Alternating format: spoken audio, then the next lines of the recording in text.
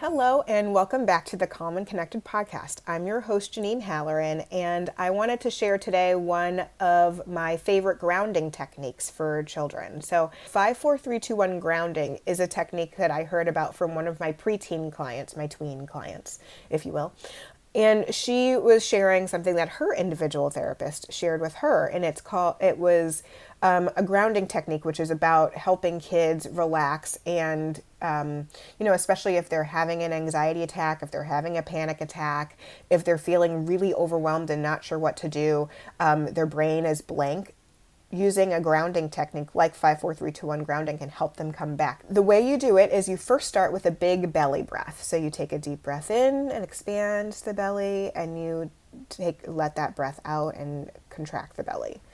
And then you start by saying or noticing 5 things that you see, 4 things that you feel,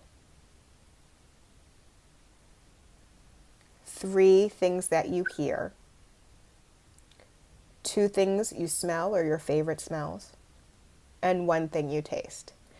So to use this right now, I see my coffee cup, I see the quilt, I see a necklace, I see a t-shirt, I see a bag.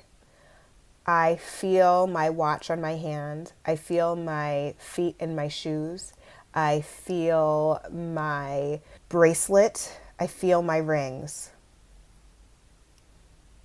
I hear the traffic, I hear the clock ticking, I hear the dishwasher. I smell coffee, I love the smell of chocolate. My favorite taste is Nutella.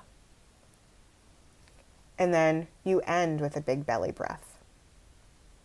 So my client showed us this in the middle of a group. So we were actually working as a group, working on social skills and coping skills. And she showed it to us. And everybody just looked at her and, she said, it really helps me calm down. It really helps me relax. And so we all tried it. And it was really neat. It was really cool to see how we all responded pretty well to it. So since that day, it's been one of the coping skills that's been in my resources because it was such a great skill that we learned that day. And having practiced it, it was really neat to see how well it did work. So there's always variations to coping skills, and 5-4-3-2-1 grounding is no exception. So you don't have to do 5-4-3-2-1. If you want to just focus on things you feel, things you see, and things you hear, you can do that. You don't have to do a ton of numbers. So if you just want to do, I see one thing, I feel one thing, I hear one thing, perfect. You can repeat it as many times as necessary, so you can go through it, and then if you're still not calm enough, you can go through it again. Modify it according to what works best for your client or your child. Therapists always talk about coping skills. You read books and it's always about, when you read books about anxiety, read books about stress, read books about anger, and it's, you talk about, you have to use your coping skills. And a lot of times they list a few, but I wanted to have a place where I could go where I could just get a whole bunch of them all together so I could have a huge resource library of what different coping skills might work for different kids. There are so many different ways of coping out there. And one of the things that I love about being a therapist is hearing different ways that clients have shared with me that works for them. And so what I like to do, which is basically where the Coping Skills for Kids workbook came in, is I started compiling all of these different strategies that kids and teenagers and adults would tell me. 5-4-3-2-1 grounding is just one of many coping techniques that's available in the #1 best-selling Coping Skills for Kids workbook.